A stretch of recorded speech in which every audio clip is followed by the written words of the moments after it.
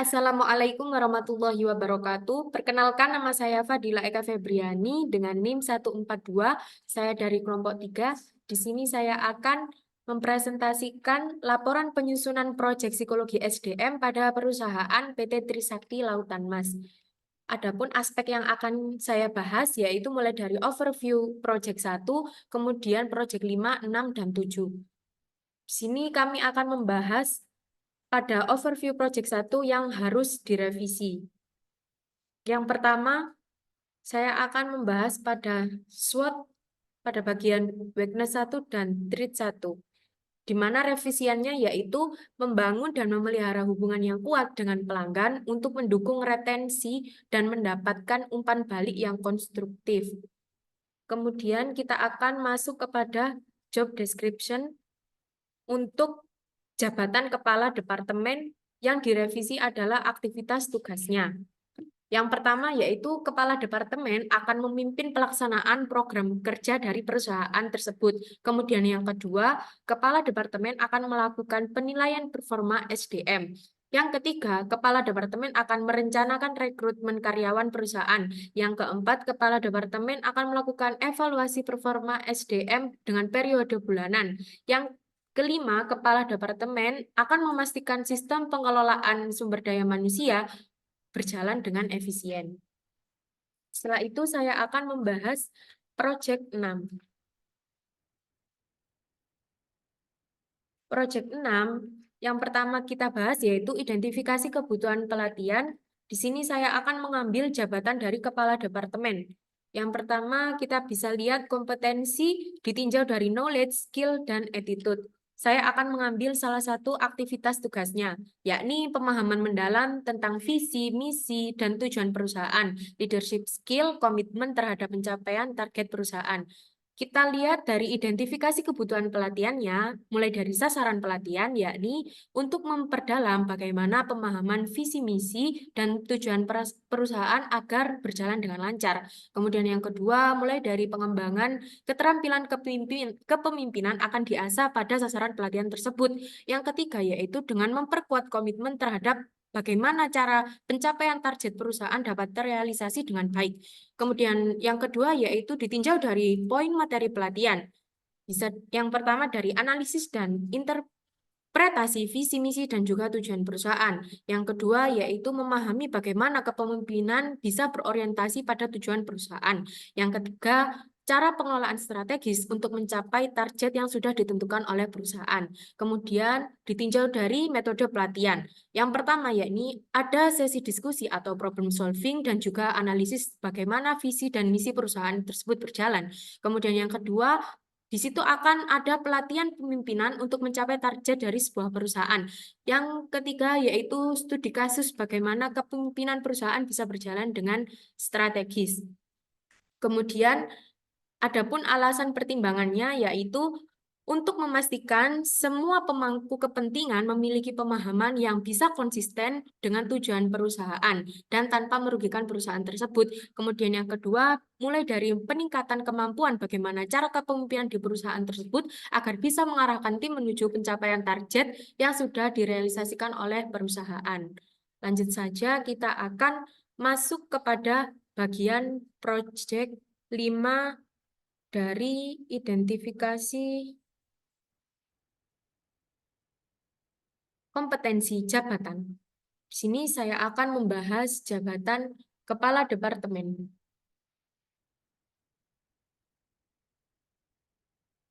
Nah, untuk aktivitas tugasnya ada 5. Yang pertama yaitu kepala departemen memimpin pelaksanaan program kerja perusahaan. Dan ditinjau dari pemetaan kompetensinya, mulai dari knowledge, yaitu bagaimana cara kita untuk memahami tentang visi, misi, dan tujuan perusahaan tersebut.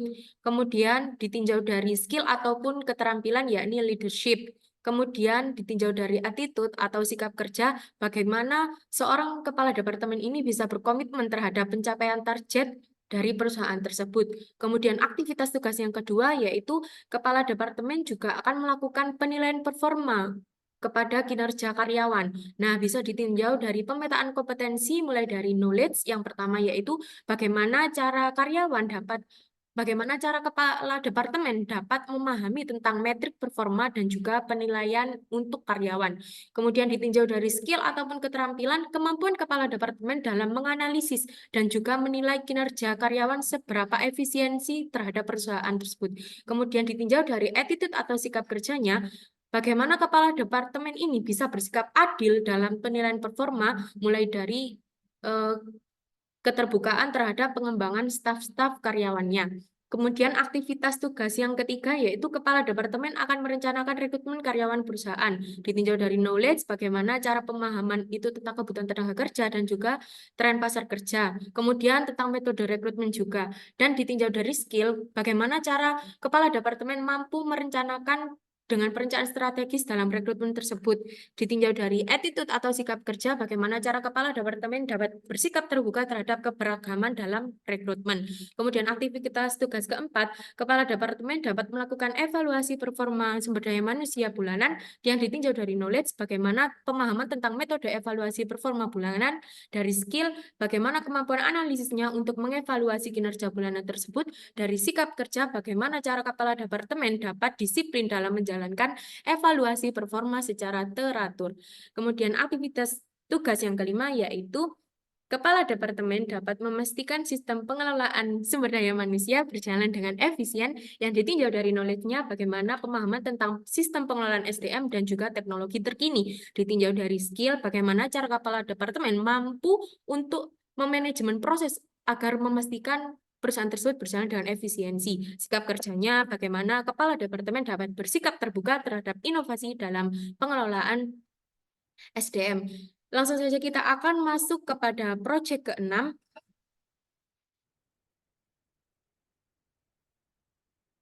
yakni penentuan indikator kerja departemen di PT Trisakti Lautan Mas. Di sini saya akan mengambil jabatan kepala departemen dan mengambil salah satu aktivitas tugasnya. Yang pertama yaitu memimpin pelaksanaan program kerja dengan program kerja perusahaan. Output tugasnya yaitu pelaksanaan program perusahaan dan outcome-nya, nilai yang diambil dari output tersebut yaitu pelaksanaan program yang terstruktur yang dapat memperoleh pencapaian tujuan perusahaan tersebut bisa berjalan dengan baik atau tidaknya. Kemudian hal tersebut akan menghasilkan benefitnya yaitu penilaian keberhasilan pencapaian dari kepala departemen tersebut apakah mampu berjalan dengan baik dan impact-nya yaitu peningkatan performa perusahaan. Langsung saja kita masuk kepada bagian kedua dari proyek 6 yaitu perumusan evaluasi kinerja Departemen Sumber Daya Manusia di PT Trisakti Lautan Mas. Di sini saya akan mengambil jabatan kepala departemen. Yakni kita ambil salah satu sampelnya saja. Yang pertama, indikator kinerja presentasi program kerja yang terrealisasi dengan definisinya sebagai berikut. Kemudian dengan bobot kinerja 40 dan satuan kinerjanya ada persen, periodenya tahunan, polarisasinya maksimal. Bagaimana cara mendapatkan polarisasi yang maksimal? Dengan cara target kinerja 90% dibagi realisasi kinerja 100% dikali bobot kinerja 40 dengan nilai akhir kinerja 44, sekian dengan pertimbangan menggunakan benefit dengan pertimbangan program kerja ini dapat terrealisasi dengan baik adalah mencapai indikator keberhasilan suatu program kerja yang dicapai oleh kepala departemen. Selanjutnya kita akan masuk proyek ke-7, yakni proyek Job Evaluation and Job Grading.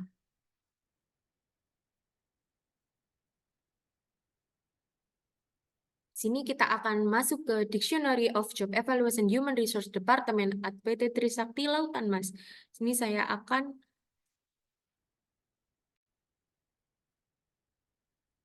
mengambil salah satu sampelnya, yakni Responsibility and Authority, tanggung jawab dan juga wewenang. Definisinya sudah ada pada tabel tersebut dengan pertimbangan pada faktor evaluasi ini, pertimbangannya yaitu memiliki tanggung jawab dan kewenangan yang baik agar Departemen SDM ini dapat menjadi mitra strategis yang di mana mitra strategis tersebut bisa masuk kepada manajemen puncak dan membantu menciptakan lingkungan kerja yang produktif, adil, dan berorientasi pada pertumbuhan perusahaan.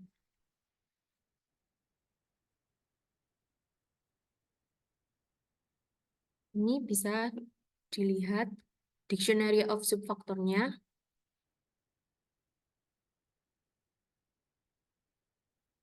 Untuk pembacaan subfaktornya mulai dari jangkauan tanggung jawab, levelnya dengan low, medium, high, dari subfaktor responsibility and authority, level 1 dengan poin 10, dan seterusnya.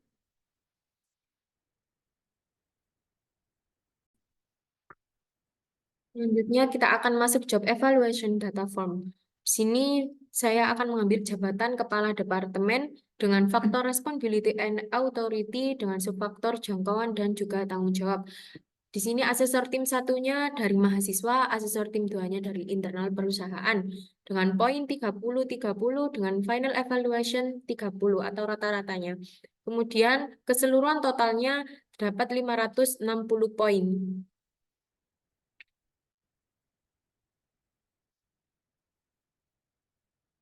Selanjutnya, kita akan masuk job grading data form dengan nilai jabatan kita masukkan nilai minimal 250, nilai maksimal 560, kemudian jumlah penentuan jumlah grade-nya ada 4.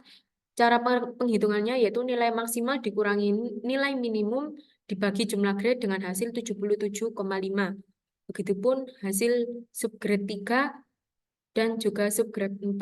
Subgrade 3 dengan hasil 38,75 dan subgrade 4 dengan hasil interval subgrade keseluruhan yaitu 19,375. Tabel job grading data form dari jabatan kepala departemen dengan total keseluruhan poin 560, kita menuju grade 1 pada level departemen dengan nilai minimum 482,5 dengan nilai maksimal 560,0 dengan dan hasil rata-rata atau intervalnya 77,50. Di sini saya berkontribusi pada proyek 5 yaitu kebutuhan pelatihan dan juga identifikasi jabatan. Sekian dari saya akhiri. Wassalamualaikum warahmatullahi wabarakatuh.